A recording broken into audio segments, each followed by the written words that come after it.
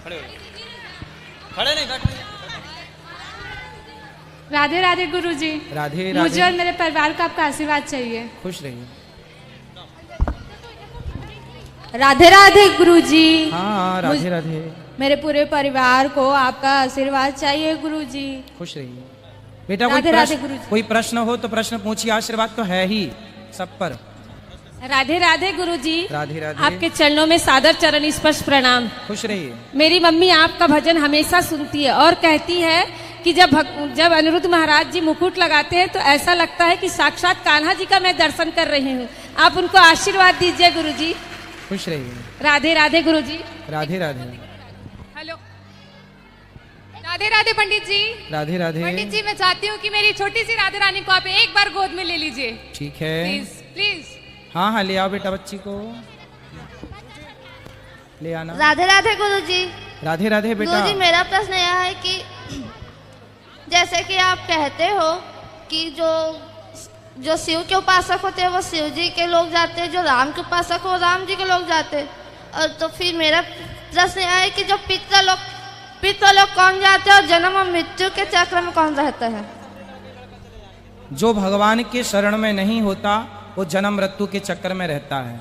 जो व्यक्ति पुण्य तो करता है पर ज्यादा पुण्य नहीं है कि मोक्ष मिल जाए, वो सारे लोग पितरलोक बन के पितृलोक में रहते हैं, कि अपने पुत्रों से उम्मीद करते हैं कि ये हमारे लिए कोई पुण्य का कार्य करें और हमारी सदगति हो जाए। और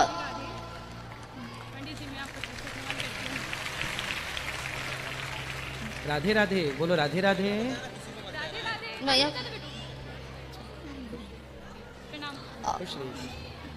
और मेरा दूसरा प्रश्न यह है कि पितृलोक के राजा कौन है? पितृलोक के कोई राजा नहीं है, वहाँ के कर्ता धर्ता मुख्य यमराज ही हैं। और पितृलोक में भगवान वहाँ के राजा, सबके राजा तो भगवान है मुख्य रूप से। बाकी पितृलोक में पितर जो हैं हमारे, उनके लिए हम जो पुण्य का कार्य करते हैं उनसे उनकी मुक्ति होती है। राधे राधे। खुश रहिए मैया। बोलो। राधे राधे गुरुजी। हाँ मैया। मेरे 3 प्रश्न हैं। बोलो। एक ये है कि जैसे एक गुरु से पति पत्नी गुरु मंत्र लेते हैं, तो पहले कहा जाता था कि ये गुरु भाई बहन होते हैं। ले सकते हैं, ये सब गलत बात है कि भाई बहन हो जाते हैं। दूसरा प्रश्न गुरुजी ये है कि जैसे दत्तात्रेय जी ने अपने 24 गुरु बनाए, तो आज हम लोग 1 से 2-3 गुरु बना सकते हैं या नहीं? वो शिक्षा गुरु बनाए थे, दीक्षा गुरु नहीं। शिक्षा गुरु 24 भी बना सकते हो, पर दीक्षा गुरु एक ही होने चाहिए। गुरुजी हमारे तो 2 हो गए। कोई बात नहीं, हो गए। ये पहले तो पूछ लेना था सवाल। दोनों के मंत्र जब लेते कोई दिक्कत तो नहीं है? तो 2 काहे ले लिए ये बताओ। अब वो महाराज जी, वो रावतपुरा सरकार पहले हम बन गए और शंकराचार्य जी आए तो उनको गुरु बना लिया। अब तीसरे कोई आएंगे तो उनको भी बना लेना। नहीं, गुरु चौथे शंकराचार्य कोई आएंगे उनको भी बना लेना। अभी इसलिए पूछना था हमको, क्योंकि हम ले सकते हैं कि नहीं, ये हमको पूछना था। अब तो देखो जो मंत्र ले लिया है शंकराचार्य जी। कौन शंकराचार्य जी? जो चले गए परलोक सिधार गए। अच्छा, तो ठीक है, वही मंत्र शारदा जपो। पीठ के जो शंकराचार्य थे, शंकराचार्य जी का मंत्र जपो। उनका ही जपते हैं महाराज जी। और तीसरा प्रश्न ये है कि जैसे हम लोग को बचपन में कहा जाता था कि हनुमान चालीसा नहीं पढ़ो, और हम लोग शालिग्राम की पूजा घर में करते हैं। हमारे यहाँ जेंट्स लोग पूजा नहीं करते। काहे नहीं करते? बच्चे लोगों को भी टाइम नहीं रहता, जेंट्स मिस्टर का भी पूजा करने बैठते नहीं है। आप लोग आदत बिगाड़ती हो मैया, सारा तुम ही कर लोगी तो पुरुष क्या करेंगे उनके नहीं पास? तो वो जब बड़ी पूजा में बैठ जाते हैं, छोटी पूजा में बैठते नहीं है। पूजा छोटी बड़ी क्या होती है? तो देखो महाराज जी, रोज की पूजा की मैं बात कर रही हूँ। शालिग्राम भगवान की पूजा पुरुषों को करना चाहिए। अच्छा। हाँ, और घर के पुरुषों को बोल दो इतने आलसी ना बनो कि भगवान की नहला के रखना ही तो है। ठीक है, वही पूछना था महाराज जी, क्योंकि अभी तक तो हम ही लोग पूजा कर लेते हैं, तो ये हम लोग को दोष लगता होगा। बिल्कुल बिल्कुल आपको नहीं करना चाहिए। आप लोगों ने पुरुषों को आलसी बना दिया, सब आप ही कर लो, पुरुषों को कुछ मत करने दो। नहीं तो ठीक है ना, आप शालिग्राम की पूजा पर वो कर लिया करेंगे। पुरुषों को बोलो गोपाल जी की पूजा स्त्रियां करें और शालिग्राम की पूजा पुरुष करें, इसी बहाने पुरुष भगवान से जुड़ेंगे। ठीक है, धन्यवाद महाराज जी, बहुत। राधे राधे। राधे राधे महाराज जी। हाँ मैया। वृंदावन बड़ा है कि बैकुंठ महाराज जी, ये प्रश्न है। वृंदावन बड़ा कि बैकुंठ? हाँ। वृंदावन। हाँ, वही मेरे को वही इच्छा। हाँ, वृंदावन। जन्म जन्म वही वृंदावन का वास। बिल्कुल बिल्कुल। चलो मैया को दो तुम। गुरुदेव प्रणाम। राधे राधे। हाँ राधे राधे। आपके श्री चरणों में प्रणाम है। खुश रहिए। गुरुदेव, मेरा प्रश्न ये है, हम हिंदू पूरे देवी देवताओं को पूजते हैं, हाँ। क्या उसके बाद भी हमारे घर में कोई नकारात्मक ऊर्जा वास कर सकती है? यदि आप रोज कीर्तन करते हैं, आपके घर में रोज कीर्तन होती है, भगवान नाम होता है, विधि विधान से भगवान की सेवा होती है, तो आपके घर में कोई भी नकारात्मकता प्रवेश नहीं कर सकती। लेकिन आपके घर के सभी सदस्यों को थोड़ा ही सही सत्संग रोज करना चाहिए। यदि कोई सत्संग रोज करता है और भगवान का कीर्तन भजन से जुड़ा है, तो वो व्यक्ति कभी नकारात्मकता का शिकार नहीं हो सकता, नेगेटिविटी का शिकार नहीं होगा। जैसे किसी पंडित से पूछो तो वो बोलता है कि वास जैसे है आपके घर में वास है, किसका? तो किसी नकारात्मक ऊर्जा का। हम रोज हनुमान चालीसा भी पढ़ते हैं, प्रतिदिन नित्य हनुमान चालीसा सुनते हैं, तो लगाते आपको हैं। ऐसा क्यों लगता है कि नकारात्मकता है? क्या दिक्कत जा रही है घर में, बताओ। दिक्कत तो कुछ नहीं जा रही, बट थोड़ा मन परेशान रहता है। तो मन तो बहुत लोगों के परेशान है। यानी अच्छा फील नहीं होता है ऐसा लगता है कुछ भारीपन लग रहा है, अच्छा नहीं चल रहा है। पति क्या करते हैं आपके? वो काम करते हैं, उनका किराना शॉप है। और बच्चे? 12th में है बेटा। तो आप घर में अकेली रहती हो? हाँ। इसलिए आप परेशान हो। आप कथा सुनना करो रोज। आप रोज कथा सुनती हैं?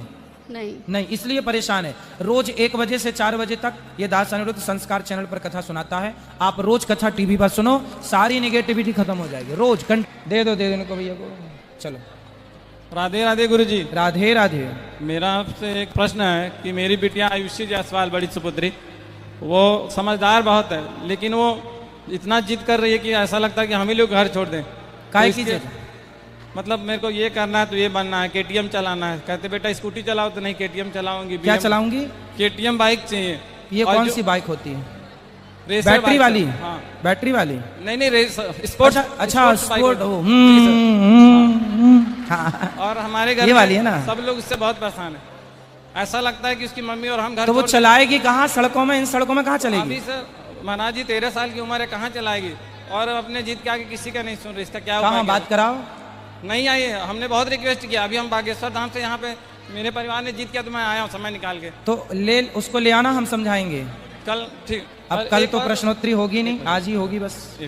एक और प्रश्न है, आपसे निवेदन है कि मेरा चरण स्पर्श करना चाहता हूं। अभी मिलेंगे सबको। ठीक। आप लोग अभी वृंदावन आके ले आना बेटी को, तो वहां समझाएंगे। अब इनको दे दो मैया को, फिर उनको दे देना। श्रीमन नारायण गुरुजी जी, हमारे मृत्यु के बाद हमारे प्राण कहाँ जाते हैं? हमारी मृत्यु के बाद हमारे प्राण निकलकर सबसे पहले सूक्ष्म शरीर में प्रवेश करते हैं, और सूक्ष्म शरीर को यमदूत पकड़कर यमपुरी ले जाते हैं। वहाँ हमारे पाप और पुण्यों का हिसाब होता है। यदि हमने पाप किए हैं तो हमें नरक भेजा जाएगा, पुण्य किए हैं तो भगवान के धाम को भेजा जाएगा। गुरुजी, जैसे मनुष्य जन्म में हम पाप करते हैं, तो अगले जन्म में अगर मैं या फिर कोई मनुष्य शेर या कोई भी जानवर का रूप धारण करते, तो मनुष्य जन्म का पाप उनको उस रूप में मिलेगा?